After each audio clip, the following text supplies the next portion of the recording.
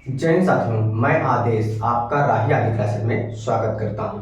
हम सभी पढ़ रहे हैं हिंदी। हिंदी में हमने वर्णमाला चैप्टर को समाप्त कर लिया है। इसके बाद हम सभी ने संधि चैप्टर को शुरुआत किया है। संधि के 3 भेद होते हैं, कौन कौन से? स्वर संधि, व्यंजन संधि और विसर्ग संधि। हमने स्वर संधि को पढ़ लिया है पूरी तरीके से। हम अब क्या हुआ था, लास्ट क्लास में हमने आपको व्यंजन संधि के बारे में थोड़ा सा बताया था, परिभाषा और उदाहरण के माध्यम से कि हमारा व्यंजन संधि कैसे शुरू होती है। आप सभी इस क्लास को अधिक से अधिक लाइक कर दीजिए, शेयर कीजिए। लोगों को जोड़ने के लिए आपका ही अपना परिवार है, सब्सक्राइब करने के लिए अधिक से अधिक लोगों को बोलिए ताकि लोग जुड़ते रहें, और क्लास को पूरा देखा कीजिए। आपसे यह सहयोग की भावना है, ताकि आप सभी क्लास को पूरा देखिए, लाइक कीजिए, तब हमें उत्साह होता है। और आपके पास अगर समय कम हो तो आप क्लास को थोड़ी सी स्पीड बढ़ाकर भी जल्दी से देख सकते हैं। हिंदी ऐसा चैप्टर है कि आप कुछ भी काम करते समय भी इसको वीडियो चला के, एयरफोन लगा के या कुछ भी करके सुन सकते हैं, तब भी आपको समझ में आ जाएगा। हाँ, कुछ चैप्टर जैसे संधि है, इसे समझना पड़ता है। हम अपनी क्लास को देर ना करते हुए चलते हैं, व्यंजन संधि की तरफ शुरुआत करते हैं। व्यंजन संधि की परिभाषा क्या थी? व्यंजन संधि की परिभाषा क्या थी कि जब पहले शब्द का अंतिम वर्ण व्यंजन हो। क्या? जब पहले शब्द का अंतिम वर्ण व्यंजन हो और दूसरे शब्द का पहला वर्ण क्या हो? स्वर या व्यंजन, दोनों में से कोई भी होगा तो वहां पर व्यंजन संधि होती है। हम अब व्यंजन संधि को क्या करेंगे, रूल के माध्यम से 1 2 3 जितने भी रूल होंगे उसके माध्यम से आगे पढ़ेंगे। लेकिन व्यंजन संधि की परिभाषा को हम आज फिर से बता देते हैं उदाहरण के माध्यम से। परिभाषा हमने कल आपको लिखा दी थी, उदाहरण भी बताया था, लेकिन फिर भी क्लास शुरू करते हैं, थोड़ा सा बता देते हैं। जैसे क्या होगा,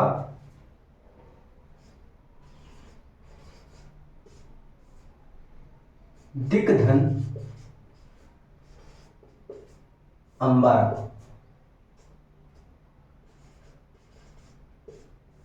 दिक धन गज। परिभाषा के अनुसार क्या है कि पहले शब्द का अंतिम वर्ण व्यंजन होना चाहिए। तो यहाँ पर क्या है, पहले शब्द का अंतिम वर्ण व्यंजन है।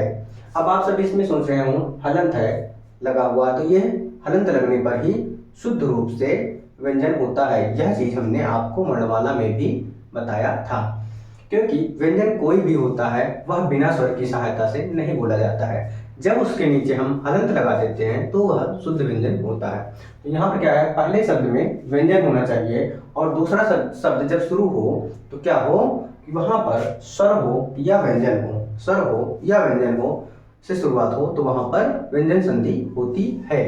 तो जैसे अब इसको हम संधि करने पर यानी मेल करने पर क्या हो जाएगा,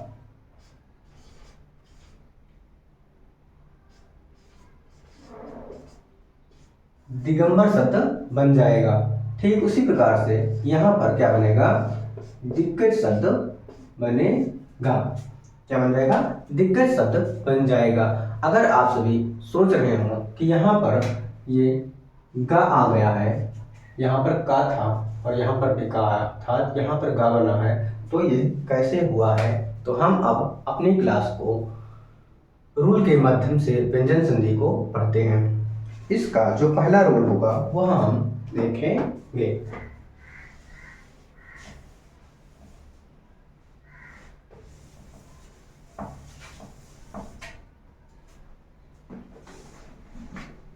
इसका पहला रूल क्या कहता है कि यदि स्पर्शी व्यंजन का पहला वर्ण कौन कौन से हैं? स्पर्श व्यंजन कहाँ से कहाँ तक होते हैं? का से मा तक होते हैं। और स्पर्शी व्यंजन का पहला वर्ण यानी का, चा, टा, ता और पा, ये होते हैं। इसके बाद क्या होगा कि वर्गीय व्यंजन का कौन सा, वर्गीय व्यंजन का तीसरा चौथा स्वर या फिर अंतस्थ व्यंजन आते हैं तो दूसरे शब्द में आते हैं, तो वहां पर क्या होता है कि जो पहला वर्ण होता है स्पर्शी व्यंजन का या वर्गीय व्यंजन का, वह अपने तीसरे वर्ण में बदल जाता है। जैसे दिक धन अंबर, का तीसरा वर्ण गा हुआ था, इसीलिए गा होता है, इसीलिए वहां पर गा हो गया था। जैसे दिक धन गज, पहले वर्ण का का था, इसीलिए वहां पर तीसरा वर्ण हो गया था। अब हम इस नियम को लिखते हैं और उसके बाद उदाहरण के माध्यम से समझते हैं। तो हमारा पहला रूल क्या है कि पहला रूल कि यदि या जब यदि स्पर्श व्यंजन यदि स्पर्श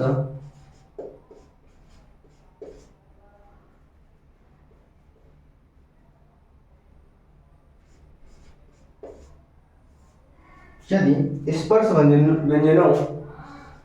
व्यंजनों इसलिए लिखा गया है कि 5 होते हैं, यानी 5 वर्ग होते हैं। तो स्पर्श व्यंजनों के प्रथम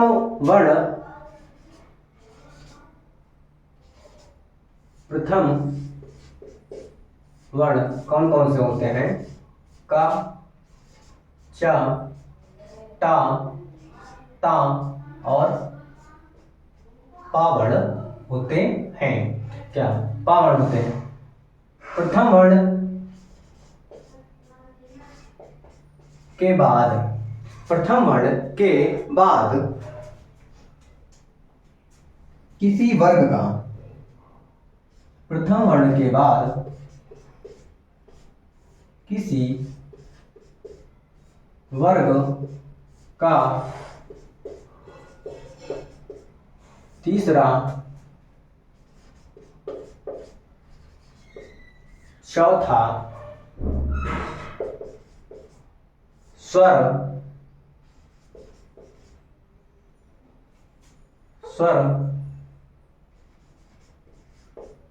अथवा अंतस्थ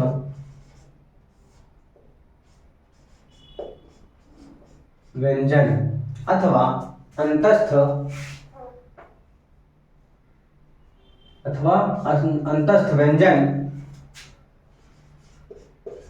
हो तो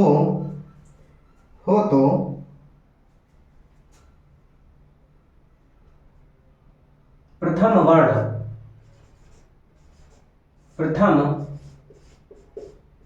वर्ण के स्थान पर क्या कि प्रथम वर्ण के स्थान पर अपने वर्ग का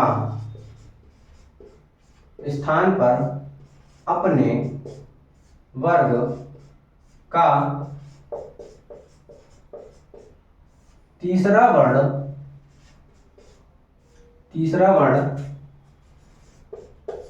हो जाता है। ये हमारी परिभाषा हो गई। इस परिभाषा को आप सभी ध्यान में रखना, याद रखना और उसके बाद अब हम उदाहरण के माध्यम से समझेंगे। क्या होगा कि व्यंजन के यानी संधि के 2 पार्ट होते हैं। प्रथम पार्ट में क्या होगा कि प्रथम वर्ण यानी पहला वर्ण होगा प्रथम पार्ट में, अंत में कि का, चा, टा, ता और पा होगा। उसके बाद यानी दूसरे पार्ट जब शुरू होगा तो वहां पर तीसरा, चौथा स्वर या फिर अंतस्थ व्यंजन से शुरू होगा। तो वहां पर क्या होगा, ये जो का वर्ग, का, चा, टा, ता, पा वर्ग है, इसका अपने वर्ण यानी का तीसरा वर्ण क्या होता है? गा। लेकिन चा का जा, टा का डा होता है, तो वह क्या होगा? अपने का तीसरा वर्ण हो जाएगा। क्या हो जाएगा कि तीसरा वर्ण हो जाएगा। अब हम क्या करते हैं कि उदाहरण के माध्यम से समझते हैं। जैसे पहला उदाहरण क्या है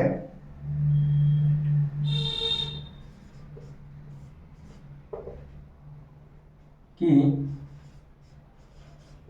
वाक धन ईश। क्या है? वाक धन ईश है। वाक धन ईश है। आप सभी देख रहे हैं कि पहले शब्द का अंतिम वर्ण क्या है? प्रथम वर्ण, व्यंजनों का प्रथम वर्ण के बाद यानी प्रथम वर्ण आ रहा है के बाद कोई स्वर हो तीसरा चौथा या अंतस व्यंजन हो। यहाँ पर क्या आया है, ई आया है। ई क्या हो, ई क्या होता है, एक स्वर है। तो क्या होगा कि प्रथम वर्ण के स्थान पर, यानी प्रथम वर्ण जो का आया है, इसके स्थान पर अपने वर्ग का तीसरा वर्ण हो जाएगा। का यानी का वर्ग का तीसरा वर्ण क्या होता है, आप सभी भी जानते हैं कि तीसरा वर्ण गा होता है। तो प्रथम वर्ण के स्थान पर यानी का के स्थान पर हम गा लिख देंगे। उसके बाद क्या आया है, ई आया है, यानी गा में उस ई को यानी उस स्वर को मिला देंगे। तो हमारा संधि करने पर जो शब्द बनेगा वह क्या बन जाएगा, वागीश शब्द बन जाएगा। क्यों, क्योंकि प्रथम वर्ण का तीसरा वर्ण गा होता है और उसके बाद स्वर ई है, तो ई लगा दिए तो हमारा वागीश शब्द बन गया। इसके बाद हम अगला उदाहरण देखते हैं। अगला उदाहरण क्या है कि वही देख लेते हैं जो पीछे अभी लिखा था हमने, क्या, दिग्धन अंबर। तो हमारा क्या बन जाएगा शब्द, दिगंबर। दिगंबर शब्द बन जाएगा। का के स्थान पे यानी प्रथम वर्ण के स्थान पे हमने तीसरा वर्ण किया और यहाँ पर क्या था, स्वर था आ, तो इस का आ में बदल गया यानी ऊड़ गा हो गया। अगर अधूरा होता तो इसके नीचे, यानी यहाँ पर स्वर नहीं आया होता तो अधूरा होता, तो इसके नीचे हमने क्या करते, हलंत लगा देते। लेकिन यहाँ पर स्वर आ गया इसलिए पूर्ण हो गया है, तो हमारा जो शब्द बन गया वह बन गया दिगंबर शब्द बन गया। ये हमारा पहला रूल चल रहा है। इसके बाद हम और उदाहरण देखते हैं, जैसे वाकधन जाल। इस का क्या होगा, तीसरा वर्ण होगा। तीसरा वर्ण आप सभी जानते हैं कि का वर्ग का तीसरा वर्ण गा होता है। तो हम क्या करेंगे, वाग जाल हो जाएगा। यह हम वाग जाल अभी आपको समझाने के लिए लिखे हैं। क्यों, क्योंकि यहाँ पर देखिए स्वर इस बार नहीं आया तो गा अधूरा हो जाएगा। हम वाग जाल को ऐसे भी लिखते हैं, लेकिन ऐसे नहीं लिखते हैं। ज्यादातर हम क्या कर देते हैं कि गा को अधूरा लिखना है तो वाग जाल, वाग जाल इस प्रकार से होता है। जैसे थोड़ा सा आप सभी जान लीजिए, जैसे क्या होता है, हलंत जो नीचे अधूरा वर्ण के लिए लगाया जाता है, कहाँ पर हलंत लगता है और कहाँ पर नहीं लगाया जाता है, ये आप सभी थोड़ा ध्यान दीजिए। क्या होता है कि जिसमें ये खड़ी पाई होती है यानी ये सीधी डंडी होती है, उसको अधूरा हम आसानी से लिख लेते हैं इस प्रकार, तो हमारा क्या होता है, आधा हो जाता है। लेकिन जो खड़ी पाई या खड़ी डंडी नहीं होती है उस वर्ण के नीचे हम हलंत लगा दें। जैसे डा हो गया, इसमें ऐसे खड़ी पाई इस प्रकार से नहीं है, इसलिए इसे हम इन शब्द के नीचे हम आसानी से हलंत लगाते हैं। जैसे ढा हो गया, इसलिए हम इसमें भी खड़ी लाइन नहीं है, इसलिए हम अधिकतर इन शब्दों के नीचे जिसमें खड़ी पाई नहीं होगी वहां पे अधूरा लिखने के लिए हम हलंत लगाते हैं। लेकिन जिसमें खड़ी पाई होती है वहां पर हम ऐसा नहीं करते हैं। उम्मीद है आप सभी इस बात को समझ लिए होंगे। आगे चलते हैं। अगला उदाहरण क्या है कि अच धन आदि। क्या है कि अच धन आदि क्या है, अच धन आदि यानी क्या है कि पहले शब्द में आना क्या चाहिए, प्रथम वर्ण आना चाहिए। इस बार पहले का आ रहा था, अब क्या आया, चा वर्ण आ गया है। तो चा का क्या होगा, अपने वर्ग के स्थान पर यानी अपने वर्ग के स्थान पर अपने वर्ग का तीसरा वर्ण होना है। तो का जो है, का तीसरा वर्ण गा होता था तो हम गा में परिवर्तित करते थे। लेकिन चा वर्ग का तीसरा वर्ण क्या होता है, आप सभी जानते हैं कि चा छा जा, यानी तीसरा वर्ण क्या होता है, जा होता है। तो इस बार चा का लास्ट में जो तीसरा वर्ण होता है जा होता है, तो यहाँ पर जा लिख देंगे। तो हमारा जो शब्द बनेगा क्या बनेगा, आजादी शब्द बन जाएगा। क्या बन जाएगा, आजादी शब्द बन जाएगा। उम्मीद है आप सभी को पूर्ण रूप से समझ में आ रहा होगा। फिर उदाहरण लेते हैं क्या कि अप धन जा, अप धन जा, इस बार क्या आया है, पा वर्ण आया है पहले शब्द का अंतिम वर्ण। तो पा वर्ण होता है, सॉरी, पा वर्ण का तीसरा यानी पा वर्ग का तीसरा क्या होता है, आप सभी जानते हैं, पा फा बा क्या होता है, बा वर्ण आता है। तो इस पा के स्थान पर हम सभी बा कर देंगे। तो हमारा संधि करने पर जो शब्द बनेगा वो आ हो गया, और पा का अंतिम वर्ण क्या होता है, तीसरा वर्ण क्या होता है, बा होता है, और लास्ट में क्या लिखा है, जा। तो हम ठीक उसी प्रकार लिख दिए। तो हमारा जो शब्द बना वह बना अब्ज। क्या बना, अब्ज शब्द बन गया संधि करने पर।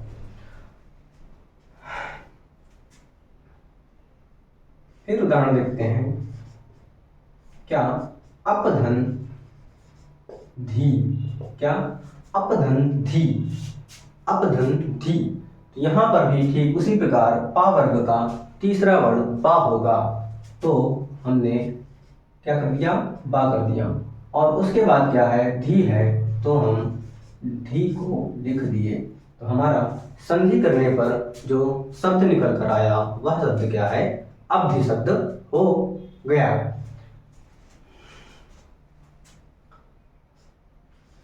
फिर हम दूसरा उदाहरण देखते हैं क्या, दिग्धन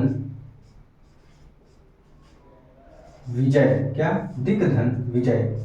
आप सभी देख रहे हैं यहां पर का है, प्रथम शब्द में का वर्ण आया है, का वर्ग का तीसरा क्या होता है, का होता है। तो हम सभी लिखेंगे दिग्विजय, क्या बन जाएगा,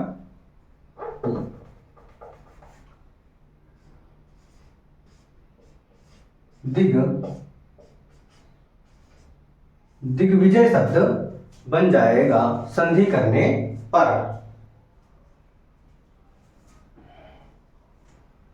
फिर देखते हैं क्या कि सतधन आनंद, सतधन आनंद। क्या यहां पर क्या आया, इस बार ता आया है, क्या आया है, ता आया है। तो ता वर्ग का तीसरा वर्ण क्या होता है, आप सभी को पता है, ता था दा, क्या हुआ, तीसरा वर्ण दा हो गया। तो यहां पर हम ता के स्थान पर दा लिखेंगे, क्या लिखेंगे, दा। दा के नीचे हलंत लगा देंगे, लेकिन उसके बाद क्या आया है, स्वर आया है। जब हम स्वर को दा में मिलाएंगे तो हो जाएगा सदा। उसके बाद क्या है, नंद, तो हम ठीक उसी प्रकार नंद लिख देंगे। तो हमारा संधि करने पर जो शब्द बना वह क्या बना, सदानंद शब्द बन गया। क्या बन गया, सदानंद शब्द बन गया। अब हमारा क्या है कि व्यंजन संधि का ये हमारा पहला रूल था, क्या था, पहला रूल था। इसके बाद अब हम क्या करेंगे कि संधि का यानी व्यंजन संधि का दूसरा रूल पढ़ेंगे। क्या करेंगे, जल्दी से दूसरा रूल पढ़ेंगे। उम्मीद है आप सभी को पूर्ण रूप से समझ में आ रहा होगा। बस आप सभी क्लास को जब पूरी देखेंगे, पूरी क्लास को, तभी समझ में आएगा।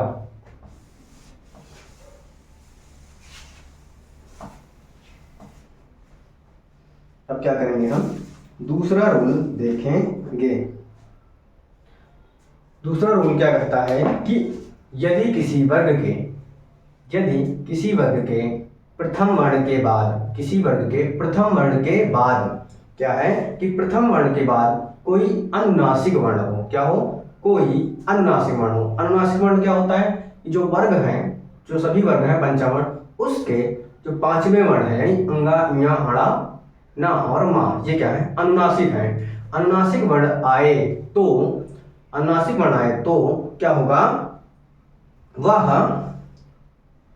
उसी वर्ग का, यानी उसी वर्ग का, जैसे का आता है तो उसी वर्ग का अनुनासिक हो जाएगा, यानी का अनुसार अनुनासिक क्या होगा, अंगा, चा का या, टा का अड़ा, तो हो जाता है। अब हम क्या करते हैं, इस रूल को लिखते हैं और उसके बाद उदाहरण के माध्यम से समझते हैं। दूसरा रूल है क्या कि यदि किसी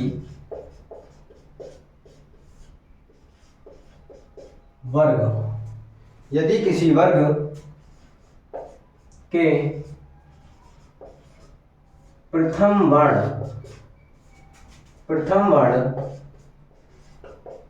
के बाद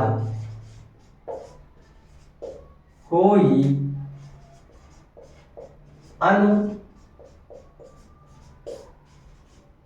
अनुनासिक वर्ण, क्या कि कोई अनुनासिक वर्ण आए। अब प्रथम वर्ण तो आप सभी जानते हैं का, चा। अनुनासिक वर्ण आप सभी देख लीजिए, क्या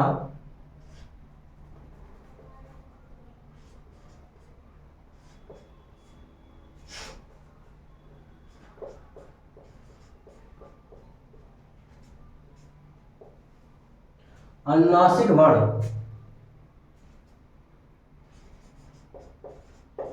आए तो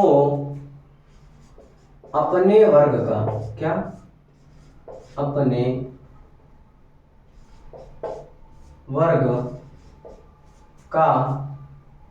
वर्ग का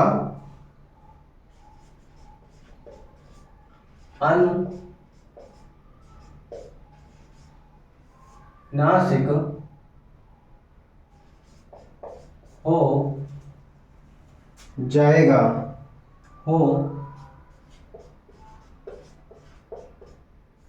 हो जाएगा।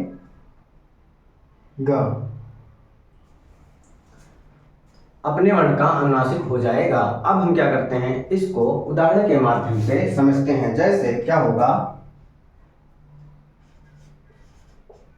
इसका उदाहरण है वाक्धन मय, क्या वाक्धन मय। परिभाषा था प्रथम वर्ण के बाद कोई अनुनासिक आए। यहाँ देखिए प्रथम वर्ण, उसके बाद अनुनासिक, पांचों वर्ण में क्या आया है, मां आया है। क्या है, अपने वर्ग का अनुनासिक हो जाएगा। परिवर्तन क्या होगा, का में। का अपना वर्ग, अपने वर्ग का अनुनासिक क्या होता है, का खा गा घा अंग, यानी अंग जो शब्द होता है, यानी ये अपने वर्ग का अनुनासिक हो जाएगा। तो यहाँ पर का के जगह अंग हो जाएगा। क्या बनेगा,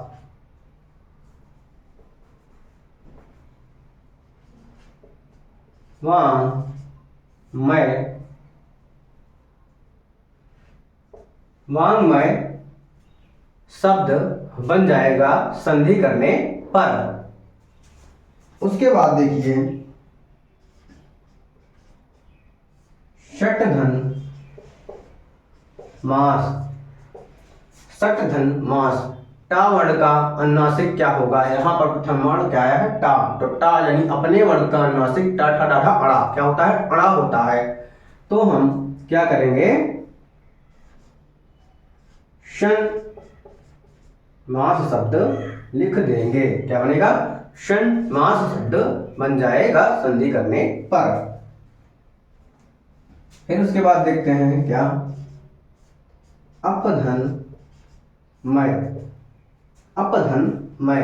अब यहां पर क्या आया है, पा आया है प्रथम वर्ण में। क्या आया है, पा आया हुआ है। तो पा का अनुनासिक वर्ण क्या होगा, पा फा बा भा मा, क्या होता है, मां होता है। तो इस पा के स्थान पर हम केवल क्या करेंगे, मां कर देंगे। उसके बाद हम ठीक सभी शब्द को वैसे ही लिख देंगे। क्या बन जाएगा, अमय शब्द बन जाएगा संधि करने पर। और है, हम देखते हैं उदाहरण, उत्धन मत। क्या, उत्धन मत क्या आया है, प्रथम वर्ण ता आया है। अब ता का अनुनासिक क्या होता है, ता ता धा ना होता है। क्या होता है, ना होता है। तो इस ता के स्थान पर केवल हम ना कर देंगे, बाकी वैसे ही लिख लेंगे। तो क्या बन जाएगा, उन्मत्त शब्द बन जाएगा संधि करने पर। उम्मीद है आप सभी को यह व्यंजन संधि समझ में आ रही होगी। एक उदाहरण और देखते हैं, उत्धन नति। क्या? उत्धन नति। यहां पर क्या है? ता आया है और उसके बाद अनुनासिक वर्ण में यानी इन सभी में, इन पांचों वर्णों में से आ रहा है। देखिए ना आया है, मा मा मा, यानी प्रथम वर्ण के बाद अनुनासिक वर्ण आएगा तो जो प्रथम वर्ण होगा उसका, उसी वर्ग का अपने का अनुनासिक हो जाएगा। तो ता का अनुनासिक क्या होता है? ताता दादा ना होता है। तो इस ता की जगह पर हम ना लिख दिए, उसके बाद ठीक उसी प्रकार लिख दिए सारे शब्द। तो हमारा जो संधि करने पर शब्द बना वह बन गया उन्नति। आज की क्लास को हम सभी यहीं पे समाप्त करते हैं। जो अब कल की क्लास होगी उसके बाद हम तीसरे रूल पे चलेंगे, क्योंकि आज हमने व्यंजन संधि के 2 रूल पढ़ लिए हैं। बस आप सभी का अधिक से अधिक सहयोग चाहिए। आज की क्लास को हम यहीं पे समाप्त करते हैं। आप सभी का क्लास में जुड़ने के लिए धन्यवाद।